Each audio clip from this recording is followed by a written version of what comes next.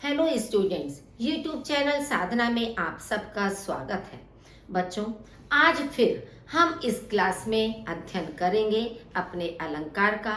जो शेष भाग हमारा रह गया है या जो भेद हमारे रह गए हैं, आज हम उनको स्पष्ट करेंगे। हालांकि हम सारे अलंकार 2 क्लास के अंदर भी पूरे कर सकते थे, लेकिन हमारा उद्देश्य यह है कि आपको हर अलंकार अच्छी प्रकार से स्पष्ट होना चाहिए, क्योंकि जल्दीबाजी में समझाने से ना तो हमें सेटिस्फेक्शन मिलता है और ना ही आपका कोई पर्पस सॉल्व हो पाता है। तो इसलिए आज हम जितने बचे हुए अलंकार हैं उन सबको आपके सामने स्पष्ट करने जा रहे हैं। ये भी आपके अर्थ अलंकार के ही भेद हैं। इसमें आपका आज हम पढ़ेंगे दृष्टांत अलंकार, असंगति, विभावना, व्यतिरेक, अपनहुति और प्रतीप अलंकार, यानी कि इन 6 अलंकारों का अध्ययन हम आज करेंगे। अब एक एक करके हर अलंकार को ध्यान से सुनिए और उसे समझने की कोशिश कीजिए। फर्स्ट है आपका दृष्टांत अलंकार, जहां उपमेय के रूप में कही गई बात उपमान में कही गई बात से मिलती जुलती हो या मेल खाती हो, वहां दृष्टांत अलंकार होता है। यानी कि उपमेय उपमान 2 चीजें हम आपको हमेशा बताते चले जा रहे हैं। उपमेय का मतलब होता है जिसकी तुलना की जाती है, उपमान कहते हैं जिससे तुलना की जाती है। तो ये उपमेय और उपमान जो 2 शब्द हैं, वे हमारे अर्थ अलंकार में अधिकांश अलंकारों में प्रयुक्त हुए हैं। अब इसमें भी क्या बताया गया है कि उपमेय में कही गई जो बात है वह उपमान में कही गई बात से मिलती जुलती हुई होती है, यानी कि दोनों चीजों में हमें लगभग एक जैसी अनुभूति होती है, एक जैसी बात दिखाई देती है। वहां हमारा दृष्टांत अलंकार होता है। अब पहचान क्या है कि पंक्तियों में कोई कहावत या लोकोक्ति होती है। लोकोक्तियां तो आप पढ़ते हो कि मुहावरे और लोकोक्तियां होती हैं। लोकोक्ति का मतलब होता है कि कोई एक ऐसी पंक्ति या उक्ति जो संसार में प्रसिद्ध है या प्रचलित है, और आम तौर पर हम अपने बात को स्पष्ट करने के लिए कभी कभी लोकोक्तियों का प्रयोग करते हैं। जैसे कभी आपने सुना होगा कि नाच न आवे आंगन टेढ़ा, यानी कि किसी को नृत्य करना नहीं आता है, लेकिन वह कहता है कि ये जगह उचित नहीं है, यहाँ पर नहीं किया जा सकता, वैसा नहीं किया जा सकता। तो ऐसे व्यक्ति के लिए ये उक्ति कही जाती है। तो यही चीजें उक्ति इनके अंदर भी आपकी बताई गई है। फर्स्ट एग्जाम्पल है, कन कन जोरे मन जुरे, खावत निबरे सोए, बूंद बूंद ते घट भरे, टपकत रीतो होए। अब आपने ये कहावत सुनी होगी कि एक एक बूंद करके घड़ा भर जाता है और फिर एक एक बूंद करके टपक के समाप्त भी हो जाता है। कि अगर मान लीजिए घड़े में कोई एक छिद्र हो जाए तो एक एक बूंद करके जब उसमें से पानी निकलना शुरू होता है तो एक समय ऐसा आता है कि पूरा घड़ा रिक्त हो जाता है, खाली हो जाता है। तो वही चीज इसमें देखिए उसमें भी बताई गई है। ये तो उपमान हो गया। उपमेय में कन कन जोरे मन जुरे, एक एक दाना करके, कण कण का मतलब है अनाज का एक एक दाना करके, मन जुड़े, एक मन अनाज जोड़ा। मन का मतलब होता है 40 kg, 40 किलो, 40 किलो का एक मन होता है। कि मानो अनाज का एक एक दाना जोड़कर एक मन अनाज इकट्ठा कर लिया गया। अब इंसान सोचता है कि मेरे पास तो बहुत सारा अनाज है, आराम से बैठकर खाऊंगा, मुझे अब परिश्रम करने की जरूरत ही नहीं है। लेकिन खावत निबरे सोए, वो उसका इस्तेमाल करता है, प्रयोग करता है, खाया पिया और सो गया, आराम किया उसने, लेकिन आगे परिश्रम करना छोड़ दिया। तो कब तक भंडार भरे रहेंगे?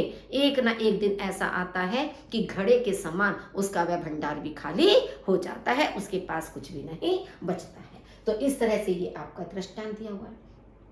सेकंड है, सठ सुध रही सतसंगति पाई, परस परस को धातु सुहाई। अब इसमें देखिए दूसरी पंक्ति में आपका दृष्टांत दिया हुआ है। कु धातु कहते हैं लोहे को। परस एक धातु होती है कि जब लोहा परस धातु का स्पर्श करता है तो परस का स्पर्श पाकर लोहा भी सोने में परिवर्तित हो जाता है, ऐसा कहा जाता है। कैसे? सट सुधरई सतसंगति पाई, कि सज्जनों की संगति पाने पर जो, सट कहते मूर्ख, दुष्ट प्रवृत्ति का ये जो मूर्ख व्यक्ति होता है वह भी सुधर जाता है, उसका भी जीवन संवर जाता है। कि जिस तरह से पारस का स्पर्श पाकर लोहा सोना बन जाता है, उसी प्रकार से सज्जनों की संगति में रहकर जो मूर्ख व्यक्ति होता है, जो दुर्जन व्यक्ति होता है, वह भी अपनी दुर्जनता को या दुष्टता को त्याग कर सज्जन बन जाता है, यानी कि अच्छे गुणों को अपने अंदर समाहित कर लेता है। थर्ड है, बिगड़ी बात बने नहीं, लाख करो किन कोई, रही मन फाटे दूध को, मथे न माखन होए। अब देखिए कि यदि मान लीजिए दूध फट जाए और उसको हम बार बार फेंटने का प्रयास करें, तो क्या फटे हुए दूध को मथने से उसमें से हम माखन को अलग कर सकते हैं? नहीं, उसमें से माखन कभी नहीं निकल सकता, क्योंकि माखन तो पिघल कर उस फटे हुए दूध के पानी के अंदर आ गया, वो जम नहीं सकता है मक्खन।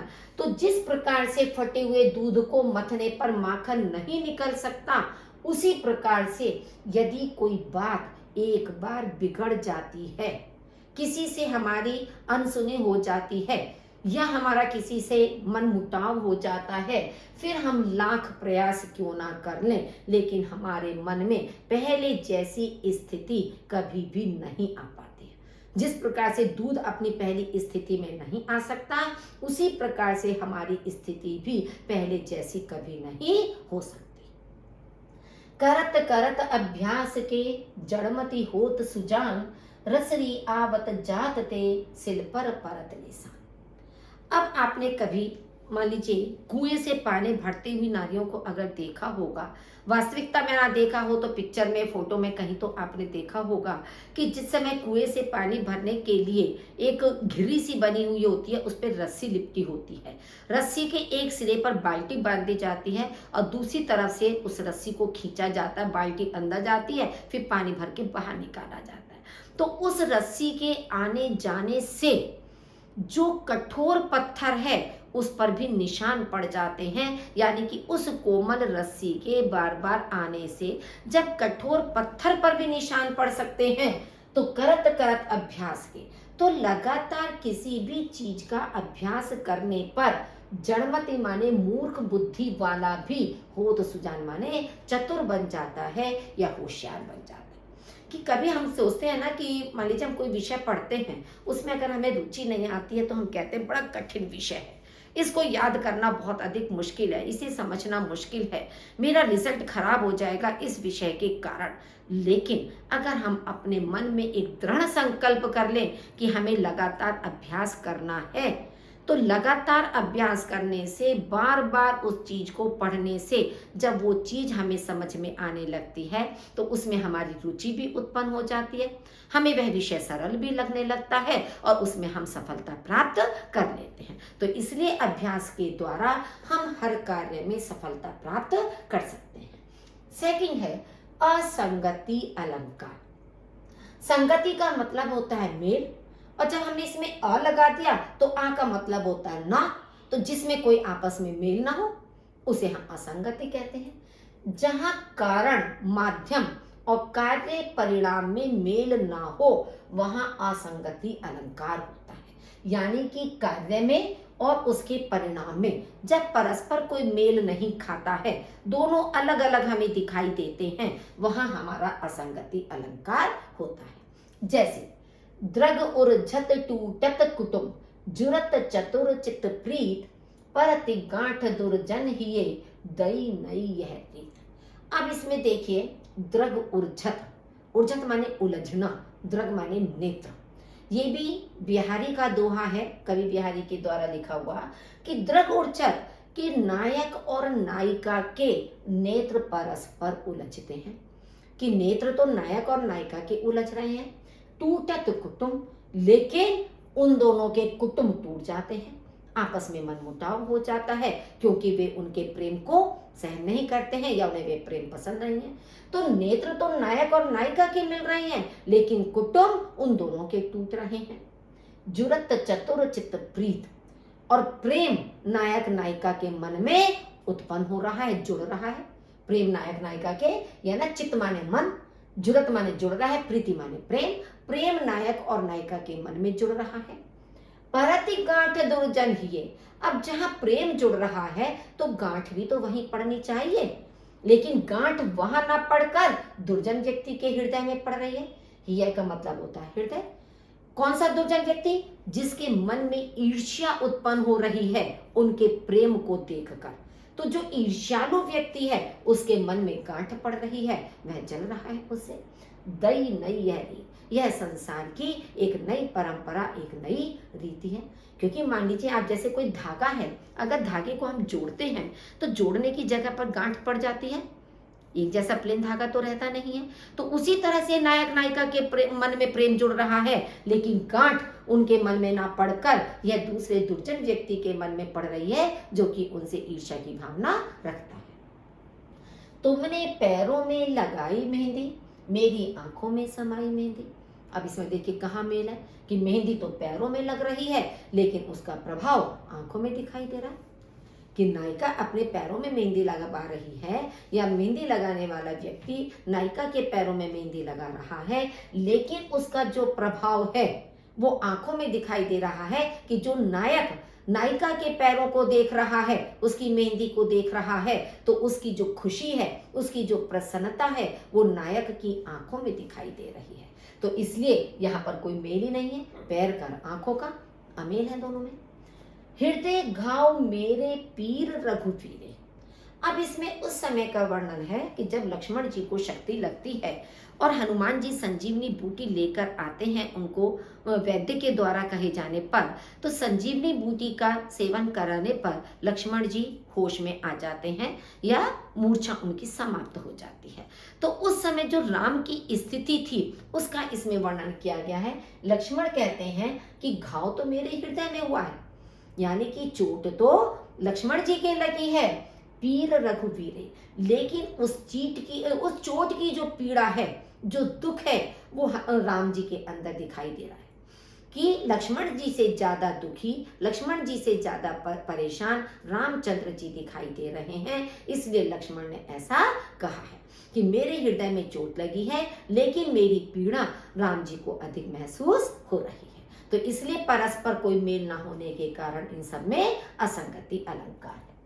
विभावना अलंकार, जहां कारण माध्यम के ना होते हुए भी कार्य का करना या होना पाया जाता है, वहां विभावना अलंकार होता है। मतलब क्या है यहाँ पर कि कारण नहीं है लेकिन कार्य संपन्न हो रहा है, तो वहां पर हमारा विभावना अलंकार होता है। जैसे बिनु पग चले सुने बिनु काना, कर बिनु कर्म करे विधि नाना। आनन रहित सकल रस भोगी, बिनु वाणी वक्ता बड़ जोगी। अब यहाँ पर आप देखिए बिनु पग, पैरों के बिना चल रहा है कि पैर नहीं है, क्या बिना पैरों के चल सकते हैं मनुष्य? संभव नहीं है। लेकिन यहाँ पर दिखाया गया है कि आपका कारण नहीं है लेकिन कार्य हो रहा है कि बिना पैरों के चल रहा है। सुने बिनु काना, बिना कानों के सुन रहा है, जबकि कान नहीं है सुनने के लिए फिर भी सुन रहा है। कर बिनु कर्म, कर्म ने हाथ, हाथों के बिना विधि नाना, भिन्न भिन्न प्रकार के कर्म कर रहा है। जबकि हम कोई भी कार्य करते हैं तो अपने हाथों से करते हैं, लेकिन हाथ है नहीं फिर भी भिन्न भिन्न प्रकार के कार्य हो रहे हैं। आनन रहित सकल रस भोगी, आनंद कहते हैं मुख, मुख के ना होने पर भी समस्त रसों का भोग कर रहा है, सभी का आनंद ले रहा है रसों का। बिनु वाणी वक्ता बड़ जोगी, और बिना वाणी के, बिना आवाज के बहुत बड़ी बड़ी बातें कह देता है। तो इस तरह से इन सारे अंगों के ना होने के बावजूद भी सारे कार्य संपन्न हो रहे हैं, तो यहाँ पर आपका विभावना अलंकार है। अगर हम अप्रत्यक्ष रूप से देखें एक पहेली की तरह, तो ये किसकी ओर इंगित कर रही हैं पंक्तियां? समय की ओर। समय के हाथ पैर मुंह कुछ नहीं होता है, वो सब चीज देखती भी रहती है। समय, समय मतलब हम केवल एक घड़ी को नहीं कह सकते हैं कि समय घड़ी बताती है तो उसी को हम कहें। समय, समय सब कुछ देखता रहता है, समय हर चीज पर नजर रखता है। तो बिना हाथ के, बिना पैरों के सब चीजों का क्या है, समय देखता करता रहता है। तो एक तरह से ये दोनों पंक्तियां हमारी समय की ओर इंगित कर रही हैं। निंदक नियरे राखिए, आंगन कुटी छवाए, बिन पानी साबुन बिना निर्मल होत स्वभाए। अब इसमें कबीरदास जी ने कहा है कि निंदक, निंदा करने वाले, यानी कि जो आलोचना करने वाला व्यक्ति है, बुराई करने वाला व्यक्ति है, ऐसे व्यक्ति को नियरे माने अपने पास रखना चाहिए।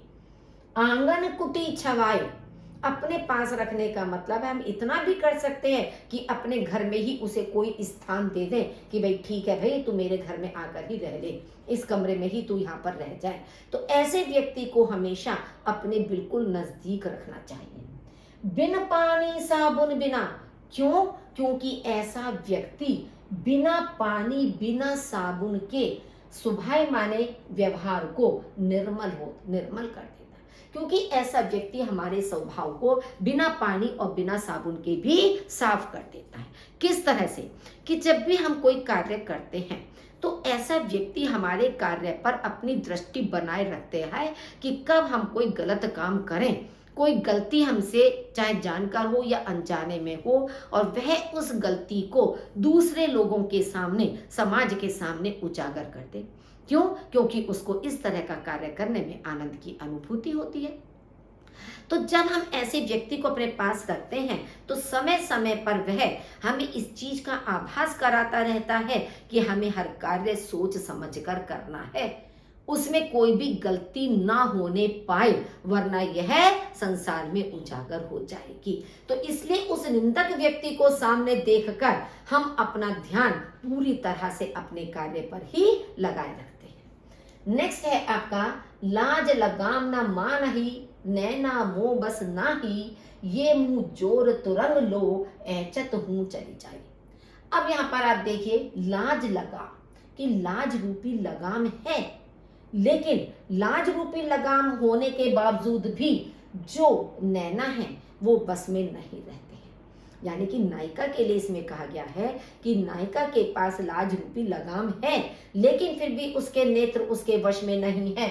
वह घोड़े के समान आगे बढ़ते ही चले जाते। कितना भी लगाम घोड़े की खींचने की कोशिश करो, लेकिन ये नेत्र वश में नहीं रह पाते हैं। ये नेत्र रूपी जो घोड़े हैं ये वश में नहीं रह पाते हैं और ये चलते ही रहते हैं।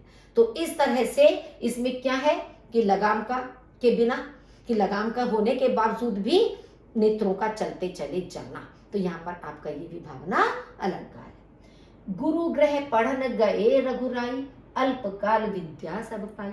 एक आपका विभावना अलंकार बच्चों वहां पर भी होता है कि जहां कोई प्रतिबंधक होता है कि किसी चीज के लिए कोई एक समय निर्धारित किया हुआ होता है, लेकिन उस निर्धारित समय से पहले ही उस कार्य को संपन्न कर लेना, तो वहां पर भी हमारा विभावना अलंकार होता है। कि जैसे इसमें है रघुराई, यानी कि रामचंद्र जी गुरु के घर पढ़ने के लिए गए, शिक्षा प्राप्त करने के लिए गए। अल्पकाल, थोड़े समय में ही विद्या सब पाई, उन्होंने थोड़े समय में ही सारी विद्याओं को प्राप्त कर लिया। अब मान लीजिए आप विद्यालय में पढ़ते हैं, आपका समय निर्धारित है कि मान लीजिए अप्रैल से लेकर मार्च तक आपको अध्ययन करना है, समय समय पर अपनी परीक्षाएं देनी है, तभी आप अपनी एक क्लास पास करते हो और दूसरी क्लास में आप प्रमोट होते हो। अगर आप ये चाहें कि पूरे साल का कोर्स आप 3 महीने में, 4 महीने में कंप्लीट कर लें और आपको नेक्स्ट क्लास में पहुंचा दिया जाए, प्रमोट कर दिया जाए, तो क्या ये संभव है? नहीं। तो यहाँ पर यही बताया गया है कि प्रतिबंधक होते हुए भी जो काम संपन्न हो जाए, वहां पर भी हमारा विभावना अलंकार होता है। नेक्स्ट है व्यतिरेक अलंकार। जहां उपमान में कोई दोष दिखाकर अथवा दीनहीन, लज्जित या पराजित बताकर उपमेय को श्रेष्ठ बताया जाए, वहां व्यतिरेक अलंकार होता है। आप वैसे तो देखेंगे कि उपमेय की तुलना उपमान से की जाती है, लेकिन इस अलंकार में क्या है कि जिससे तुलना की जाती है, जो उपमान है, उस उपमान में कोई ना कोई दोष निकाल दिया जाता है, उसमें कोई ना कोई कमी बता दी जाती है, और जिसकी तुलना उपमेय की जाती है उसे श्रेष्ठ बता दिया जाता है, उससे ज्यादा बड़ा बता दिया जाता है। तो वहां पर हमारा व्यतिरेक अलंकार होता है। मतलब एक सरल शब्दों में आप ये कह सकते हो कि जहां उपमान को हीन बता दिया जाए, कम उसका महत्व दिखाया जाए, और उपमेय को श्रेष्ठ या ज्यादा अधिक दिखा दिया जाए, वहां पर हमारा व्यतिरेक अलंकार होता है। जैसे जिसके अरुण कपोलों की मतवाली सुंदर छाया में अनुरागिनी उषा लेती थी निज सुहाग मधुमाया में। ये जयशंकर प्रसाद के द्वारा लिखी गई आत्मकथ्य कविता की पंक्ति है कि इसमें कवि की प्रेयसी के कपोल यानी कि गाल अरुण माने इतने लाल थे, इतनी सुंदर थी वह कि कवि को ऐसा लगता था कि मानो अनुरागिनी माने प्रेममयी उषा अपने सुहाग की लाली उसके लाल गालों से ही ग्रहण करती थी। जबकि उषा से तुलना की जाती है, उषा का समय होता है जब रात्रि की समाप्ति होती है और सूर्योदय से पहले की स्थिति होती है, यानी कि काले काले बादलों में हल्की हल्की सी रोशनी और उषा की लाली दिखाई देती है। तो यहाँ पर उषा से दूसरी चीजों की तुलना की जाती है, लेकिन यहाँ पर ये दिखाया गया है कि उषा भी अपने सुहाग की लाली मानो कवि की प्रेयसी के लाल गालों से ले रही है। तो उसके लाल गाल उपमेय को श्रेष्ठ बता दिया गया है और उषा उपमान को निम्न बता दिया गया है। सेकंड है, पिय तिय से हंस के कहियो लखियो डिठौना दीठ चंद्रमुखी मुख चंद्र ते भलो चंद्र सम की। अब इसमें नायक नायिका के चेहरे पर लगे हुए काले टीके को देखकर हंसता हुआ अपनी पत्नी से या नायिका से कह रहा है। पिय माने नायक, तिय माने पत्नी यानी नायिका से हंस के कहियो हंस के कह रहा है, लखियो दिठौना दी, लखियो माने देखकर उसके चेहरे पर लगे हुए काले टीके को देखकर नायक हंसते हुए नायिका से कहता है, चंद्रमुखी मुख चंद्र ते भलो चंद्र सम की, कि हे नायिका तुम्हारा तो जो मुख है वो तो चंद्रमा से भी अधिक सुंदर है, चंद्रमा तुम्हारे सामने कुछ भी नहीं है। कि कहाँ सुंदरता के लिए चंद्रमा से तुलना की जाती है, लेकिन यहाँ पर नायिका का जो मुख है वो चंद्रमा से भी अधिक सुंदर दिखाया गया है कि चंद्रमा भी उसके सामने कुछ नहीं है या फीका है। तो इसलिए आपका इसमें आपका ये व्यतिरेक अलंकार है। जिनके यश प्रताप के आगे शशि मलिन रवि शीतल लागे।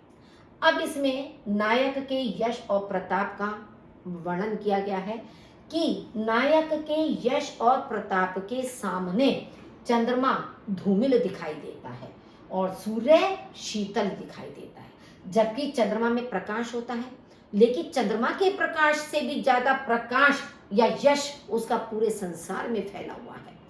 और सूर्य जो कि एक गर्व होता है, ओज से परिपूर्ण होता है, वह भी उसके प्रताप के सामने ठंडा दिखाई देता है, शीतल दिखाई देता है। तो इस तरह से नायक के यश और प्रताप को बढ़ा चढ़ाकर या उसका बहुत अधिक वर्णन किया गया है, और जो शशि और सूर्य है जिससे तुलना की जाती है उसको निम्न दिखाया गया है। का सरवरी तेहि देहु मयंक चांद कलंकी वह निष्कलंक। इसमें नायक कहता है कि मैं अपनी नायिका की तुलना चंद्रमा से कैसे करूं। सरवरी कहते हैं बराबरी, तुलना करना, कि मैं अपनी नायिका की तुलना या बराबरी चंद्रमा से कैसे करूं। क्यों? क्योंकि चांद तो कलंकी है, चंद्रमा में तो कलंक दिखाई देता है, काला धब्बा दिखाई देता है, वह निष्कलंकु, लेकिन इसमें कोई भी कलंक कोई भी धब्बा नहीं है। तो इस तरह से चंद्रमा को हीन दिखाया गया है और नायिका को उससे श्रेष्ठ दिखाया गया है, उसके मुख की सुंदरता को। नेक्स्ट है अपनहुति अलंकार। इसका अर्थ है छिपाना। अपनहुति का जो वास्तविक अर्थ होता है वो होता है छिपाना।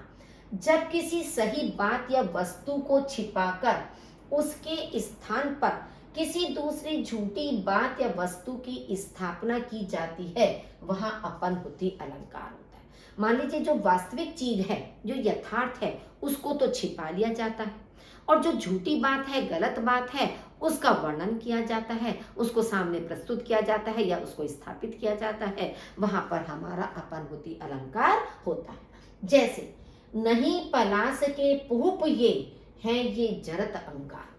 अब पलाश के जो फूल होते हैं, पुहुप कहते हैं फूल, पलाश के जो फूल होते हैं वो लाल रंग के होते हैं। अब यहाँ पर पलाश के फूलों का तो निषेध कर दिया गया, उनको छिपा दिया गया, उसके स्थान पर जलते हुए अंगारों का वर्णन किया गया है। जलते अंगारों के रूप में स्थापना कर दी गई है, तो इसलिए यहाँ पर ये आपका अपनहुति अलंकार है। सेकंड है गरजते घन नहीं बजते नगाड़े। अब जैसे जोर जोर से बादलों की गड़गड़ाहट होती है, गर्जना होती है, तो जिस समय बादल गरज रहे हैं, गड़गड़ा रहे हैं, तो उस समय उनकी गड़गड़ाहट को, उनकी गर्जना को तो छिपा लिया गया और उसके स्थान पर क्या बताया गया कि जैसे नगाड़े बज रहे हैं, क्योंकि नगाड़ों की भी तेज आवाज होती है। तो यहाँ पर जो वास्तविक स्थिति है बादलों की गर्जना, उसको छिपाकर नगाड़ों को स्थापित किया गया है, इसलिए अपनहुति अलंकार है। थर्ड, अरे सखी है मुख नहीं यह है विमल मयंक, कि यहाँ पर जो सखी है वो अपनी दूसरी सखी का, या इसमें नायिका कह रही है कि हे सखी यह मुख नहीं, यह तो सुंदर चंद्रमा है। मान लीजिए सुंदर चंद्रमा को जो है उसको तो निषेध कर दिया गया और जो मुख है उसको वर्णित कर दिया गया, क्योंकि वो चंद्रमा के समान सुंदर दिखाई दे रहा है। तो इस तरह से आपका अपनहुति है। सुनहु नाथ रघुवीर कृपाला बंधु न होए मोर है काला। अब इसमें किस समय का वर्णन है कि जिस समय सुग्रीव रामचंद्र जी के साथ है, तो सुग्रीव रामचंद्र जी से कह रहा है कि हे नाथ सुनो, मैंने आपसे पहले ही कहा था कि बंधु ना होए, बंधु माने सुग्रीव का भाई बाली, कि यह बाली मेरा भाई नहीं अपितु यह मेरा काल है। काला यहाँ पे रंग से तात्पर्य नहीं है, मोर यहाँ पर नाचने वाले मोर से तात्पर्य नहीं है। मोर का मतलब है मेरा और काला का मतलब है काल या मृत्यु, कि यह मेरा भाई बाली मेरा अपना भाई ना होगा, यह मेरे लिए एक काल है। तो यहाँ पर बाली भाई का निषेध किया गया है और उसके स्थान पर काल को स्थापित कर दिया गया है, तो इसलिए यहाँ पर आपका अपनहुति अलंकार है, यानी कि वास्तविक चीज को छिपाकर उसके स्थान पर दूसरी चीज को स्थापित कर देना। नेक्स्ट है प्रतीप अलंकार। इसका अर्थ होता है उल्टा। उपमा के अंगों में उलट फेर करने से, अर्थात उपमे को उपमान के समान न कहकर उलटकर उपमान को ही उपमे कहा जाता है, वहां प्रतीप अलंकार होता है। यानी कि ये सबसे सरल आपका अलंकार है कि उपमा अलंकार का अपोजिट होता है। उपमा अलंकार में उपमे की तुलना उपमान से की जाती है, इस अलंकार में उपमान की तुलना उपमे से की जाती है, तो ये बिल्कुल एकदम उसका विपरीतार्थक है या बिल्कुल एकदम उसका उल्टा है। अब जैसे देखिए, नेत्र के समान कमल है, जबकि कहा क्या जाता है कि कमल के समान नेत्र है, नेत्रों की तुलना कमल से की जाती है, लेकिन यहाँ पर कमल की तुलना नेत्रों से की गई है कि नेत्र के समान कमल है, उल्टा हो गया उसका। सखी मयंक तब मुख सम सुंदर, कि हे सखी चंद्रमा के समान तुम्हारा मुख सुंदर है। जबकि होता है कि तुम्हारा मुख चंद्रमा के समान सुंदर है, लेकिन यहाँ उल्टा है कि चंद्रमा तुम्हारे मुख के समान सुंदर है। थर्ड, विदा किए बहु विनय करी फिरे पाई मन काम, उतरे नहाए जमुन जल जो शरीर समस्या। जिस समय राम लक्ष्मण और सीता वन गमन कर रहे थे, वनों की ओर प्रस्थान कर रहे थे, तो रास्ते में नदी को पार करने की समस्या थी। उन्होंने केवट से कहा कि हमें इस नदी को पार करा दीजिए। केवट ने उनसे बहुत विनती की, विनय की कि आप मत जाइए, रुक जाइए, लेकिन उन्होंने अपना जो लक्ष्य बना लिया था उसके आगे उन्होंने उनकी नहीं सुनी। तो बहुत विनय करने के बावजूद केवट ने उनको विदा कर दिया या उनको नदी पार करा दी। फिरे पाई मन काम, और ऐसा लगा कि मानो उनके मन की कई इच्छाएं जैसे पूरी हो गई, कि अपनी इच्छा की राम के दर्शन उनको मिल गए इस तरह से साक्षात। तो यदि हमें किसी भगवान के दर्शन मिल जाते हैं तो ऐसा लगता है कि मानो हमारी सारी मनोकामनाएं पूरी हो गई। उतरी नहाए जमुन जल जो शरीर समस्या। अब यहाँ पर राम का सांवले शरीर के समान यमुना के जल को बताया गया है।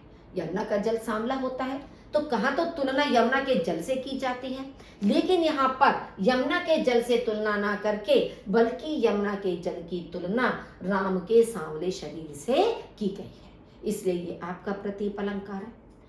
मुख आलोकित जग करे कहो चंद के ही काम, लोचन से अंबुज बने मुख सो चंद्र बखान।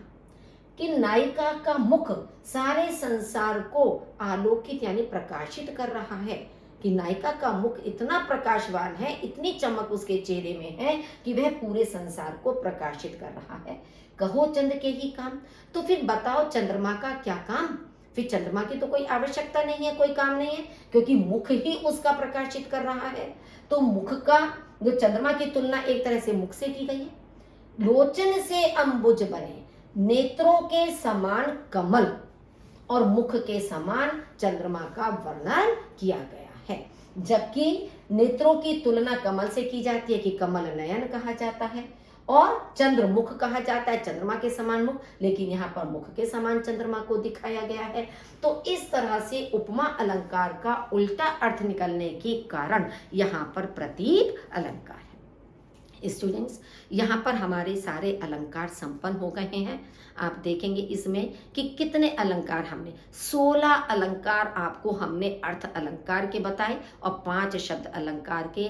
इस तरह से 21 अलंकार आपके सामने हमने 4 क्लासेस के अंदर पूरे किए हैं।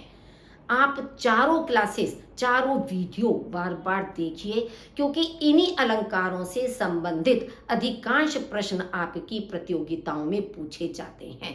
इनके अलावा कोई अलंकार आज तक और नहीं देखा गया है, क्योंकि अलंकार तो बहुत ज़्यादा होते हैं, लेकिन यही मुख्य अलंकार है जो आपकी प्रतियोगी परीक्षाओं में पूछे जाते हैं। और किस तरह से पूछे जाते हैं ये आपको ध्यान रखना है। अब नेक्स्ट क्लास हमारी फिर अलंकार की होगी, जिसमें हम बहुविकल्पीय प्रश्नों के माध्यम से इन अलंकारों को फिर और अच्छी तरह से स्पष्ट करेंगे। एक बहुविकल्पी प्रश्नों का सेट हम डाल चुके हैं, उसको भी आप ध्यान से देखिए, और दूसरा भी एक क्लास आपकी इसी की और हम लेंगे, तो उस वीडियो को भी, उस क्लास को भी आप देखना ना भूलें। ये 6 क्लासेस अगर आपने ध्यान से देख ली, सुन ली, तो अलंकार में कहीं भी आपका एक भी अंक नहीं कट सकता है। आपको 100% मार्क्स अलंकार में प्राप्त होंगे। बच्चों, अभी भी अगर आपने मेरे चैनल को लाइक नहीं किया है, शेयर नहीं किया है, तो प्लीज़ जल्दी से लाइक कीजिए, शेयर कीजिए, सब्सक्राइब कर दीजिए, ताकि इसी तरह की महत्वपूर्ण कक्षाएं हम आपकी लेते रहें, अच्छे अच्छे वीडियो आपके सामने प्रस्तुत करते रहें, जिससे आपकी हिंदी और अधिक अच्छी निखर कर आपके सामने आई। सुनने के लिए आपका बहुत बहुत धन्यवाद।